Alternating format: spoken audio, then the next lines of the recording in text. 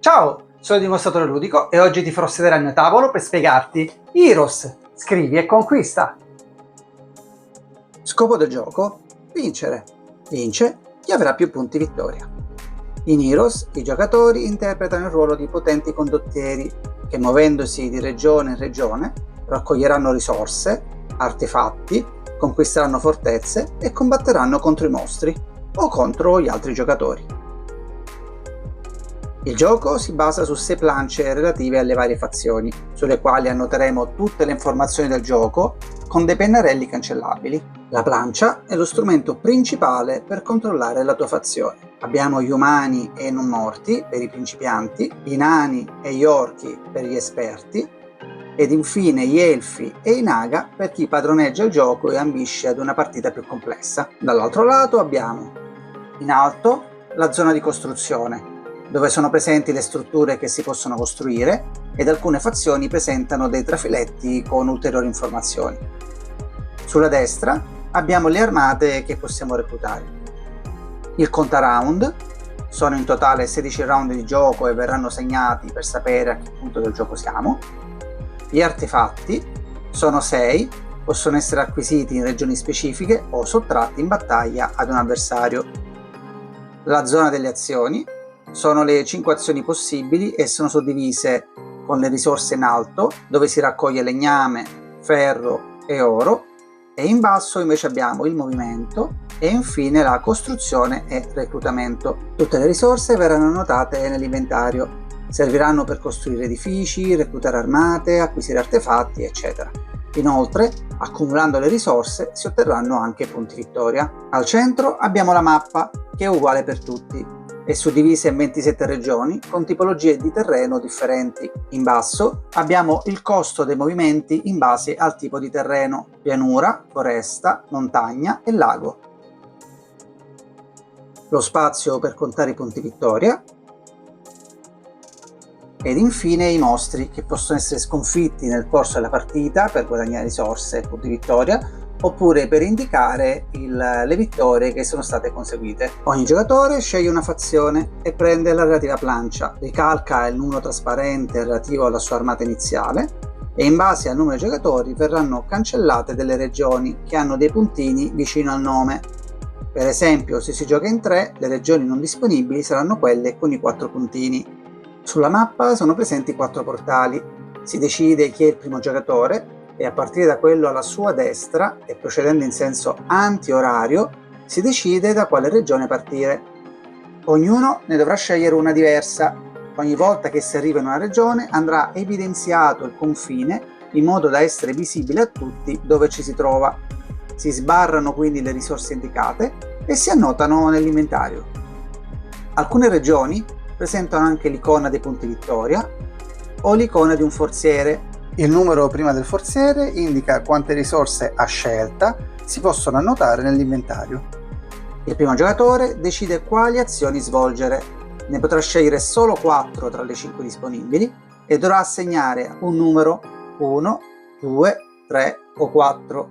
Questi numeri rappresentano l'ordine in cui vengono svolte le azioni ed anche il loro livello. Tutti gli altri giocatori annoteranno gli stessi numeri sulle stesse azioni e le effettueranno in ordine contemporaneamente. Quando tutti avranno eseguito l'azione di livello 4, il round termina, si cancellano le azioni, il primo giocatore sarà il successivo in senso orario, verrà annotato il numero del round nel contaround e si ricomincerà con la scelta delle azioni. Quali sono le azioni a disposizione? La raccolta delle risorse verranno annotate in base al numero indicato. Ad esempio, se ho un 2 sul legno, annoterò 2 risorse di legno. Ogni volta che verrà raggiunto il quantitativo indicato, verrà cerchiato il valore dei punti vittoria, che verranno calcolati a fine partita. Questi punti andranno sommati e non verranno persi una volta ottenuti, quindi le risorse possono essere utilizzate liberamente. Costruzione e reclutamento. Possono essere svolte entrambe le azioni nell'ordine che si preferisce. Per quanto riguarda le strutture, sono suddivise su 4 livelli. Non è possibile costruire una struttura se quella del livello inferiore non è stata costruita e le strutture sono collegate da frecce. Alcune presentano anche più collegamenti, come ad esempio per l'altare dei non morti, ma è sufficiente che almeno una struttura delle 3 di riferimento sia stata costruita. Ogni struttura presenta, partendo dall'alto a sinistra, i punti vittoria che si ottengono a fine partita, ovviamente se è stata costruita, il nome,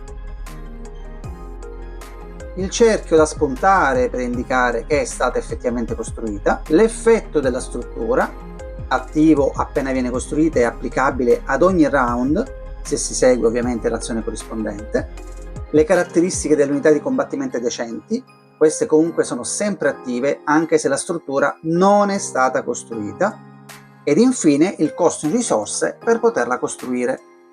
Si può costruire una sola struttura per turno rispettando alcune condizioni. Il livello della struttura deve essere pari o inferiore al numero che è stato associato all'azione. Ad esempio, se inserisco il 2 nell'azione di costruire e reclutare, intanto verrà effettuata come seconda azione e potrò costruire una struttura del livello 1 o 2. Bisogna ovviamente poi avere le risorse richieste e, come detto, verificare i collegamenti con strutture precedenti. Se nella regione in cui ci si trova ci sono le fondamenta, allora possiamo costruire su di esse. Si annota direttamente sulla mappa il livello della struttura e questi punti diventeranno punti vittoria a fine partita. Nel corso del gioco si può anche costruire una struttura di livello superiore, sostituendo quindi il numero sulla mappa. Ogni fondamenta è indipendente, quindi sono disponibili per tutti i giocatori. Oltre alla costruzione, come detto, è possibile reclutare unità. Le troviamo sulla parte destra delle strutture e ad ogni unità corrisponde una struttura che ne permette l'arruolamento. Quindi, per esempio, per reclutare i grifoni degli elfi dovremmo aver costruito i nidi. Per ogni unità è presente in alto il nome. L'asterisco richiama l'attributo dell'unità che è descritto sulla struttura collegata. Come già detto, sono attivi anche se la struttura non è stata ancora costruita. Poi abbiamo al centro la forza di unità. Questo valore può essere modificato dall'effetto di alcune strutture, quindi non si farà riferimento al valore base posto a sinistra delle frecce, ma al valore incrementato che troviamo dopo le frecce. Al centro c'è lo spazio per scrivere il numero delle unità disponibili ed in basso il costo per reclutare ogni singola unità. Non c'è un limite di arruolamento, tranne che bisogna ovviamente avere le risorse disponibili per pagare. Il movimento. Questa azione viene fatta in contemporanea. Ogni giocatore conta i punti movimento, sommando il valore attribuito all'azione, più i modificatori rappresentati dal ferro di cavallo sulle strutture costruite o negli artefatti posseduti, facendo attenzione ai requisiti delle tipologie di terreno, indicati sotto la mappa. Si decide quindi in quale regione si vuole arrivare. Si può anche scegliere di stare fermi o utilizzare i portali e a questo punto si ricalca il confine della regione finale, cancellando quella di partenza, ma tenendo comunque traccia in qualche modo dello spostamento. Si annotano le risorse, cancellandole come promemoria, in quanto se si ritorna nella stessa regione non si otterranno di nuovo, e ogni giocatore comunque raccoglie le risorse della sua prima visita, anche se gli altri giocatori hanno già visitato la stessa regione. Attenzione, non si raccolgono risorse dalle regioni attraversate, solo da quella finale in cui ci si ferma. Sulla mappa, come detto, sono presenti dei portali. Queste regioni sono quindi da considerare adiacenti, ci si può muovere quindi liberamente tra di esse, sempre rispettando comunque i requisiti dei punti di movimento da spendere per la tipologia del territorio. Attenzione! I punti movimento non spesi possono essere utilizzati per combattere i mostri, ma se non vengono utilizzati verranno persi alla fine del round. Dopo che tutti si sono spostati, in ordine di turno, si dichiara dove ci si trova. Ciascuno, se vuole, può prendere nota direttamente sulla mappa della posizione degli avversari. Se più giocatori sono presenti nella stessa regione, in ordine di turno dichiarano se vogliono combattere. È possibile guardare l'esercito dell'avversario prima di decidere. Attenzione, se nessuno vuole combattere, allora nessuno avrà diritto a conquistare la fortezza o acquisire l'artefatto presente. Le battaglie vengono svolte in ordine di turno e prima di ogni altra azione. Dopo tutte le battaglie è possibile sfidare un mostro o conquistare una fortezza ed infine si può acquisire un artefatto. Combattimento. Ci sono 3 tipi di combattimento: tra giocatori, contro un mostro o per conquistare una fortezza. Prima di una battaglia si decide quante unità utilizzare. Si calcola la forza in base anche ai modificatori delle strutture o degli artefatti e il numero delle unità viene indicato dopo una barra. Ogni unità avrà come forza il valore prima della freccia o dopo se è stato modificato. Ad esempio, ipotizzando di non avere modificatori, la forza totale di base sarà 2 grifoni di forza 3 più 4 pixie di forza 1, quindi la forza totale sarà 6 più 4 uguale 10. Per vincere la battaglia il valore deve superare quello dell'avversario e, indipendentemente dal risultato, tutte le unità utilizzate dovranno essere cancellate. Quindi, nell'esempio di prima, rimarranno solo un grifone e 2 pixie. Ogni tipo di combattimento ha poi una procedura che vediamo adesso nello specifico. Combattimento tra giocatori. Ogni giocatore coinvolto guarda l'esercito dell'avversario e poi ciascuno in segreto sceglie quante unità schierare. Poi, contemporaneamente, si annuncia il valore della forza totale dell'esercito, base più modificatori, e chi ha di più vince. In caso di pareggio, tutti perdono. Vengono cancellate le unità coinvolte di tutti i partecipanti ed il vincitore, per indicare di avere vinto lo scontro, cerchia il primo mostro partendo da sinistra. Ovviamente non deve essere già cerchiato. A fine partita otterrà i punti vittoria indicati sotto. Mentre per la vittoria, appena conquistata, ha 3 possibilità: o prende le risorse indicate sotto il mostro cerchiato, o prende tante risorse dall'avversario in base alla differenza della forza d'attacco. Ad esempio, se un giocatore ha 13 e l'avversario perdente ha 10, allora potrà rubargli 3 risorse a scelta. Oppure gli prende uno degli artefatti posseduti ed ognuno aggiorna i relativi effetti. A questo punto tutti possono combattere contro un mostro, se lo desiderano. Inoltre il vincitore può conquistare la fortezza, ovviamente se presente, o acquisire l'artefatto.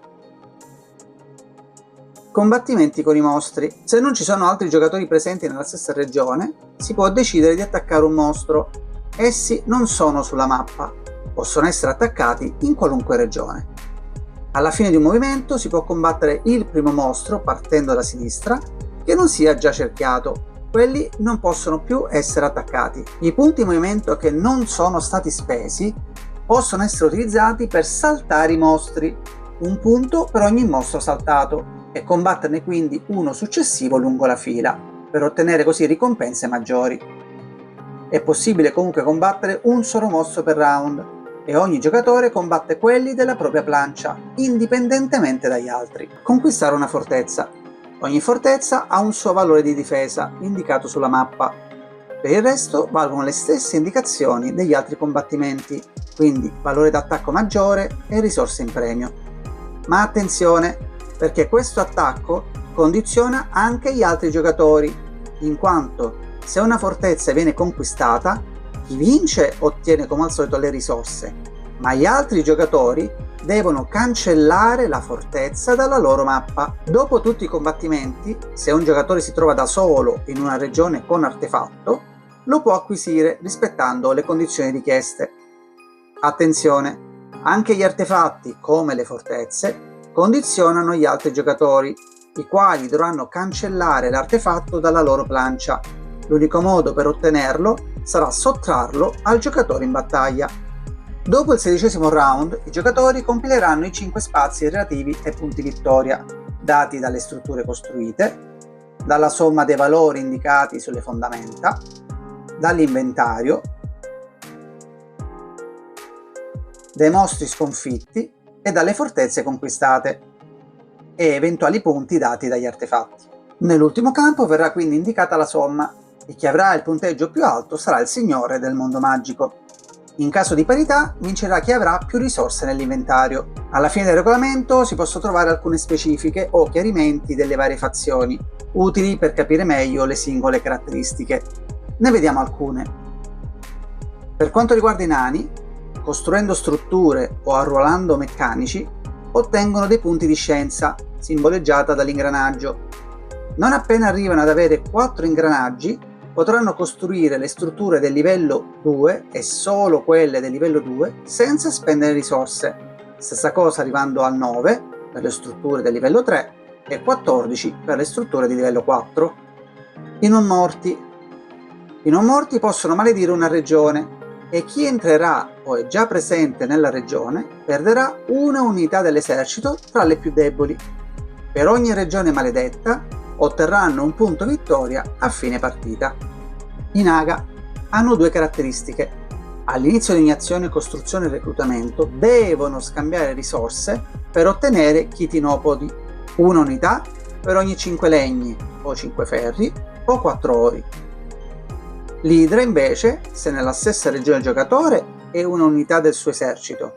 Se si trova in una regione diversa, può attaccare come una unità indipendente. Per maggiori dettagli vi rimando al regolamento.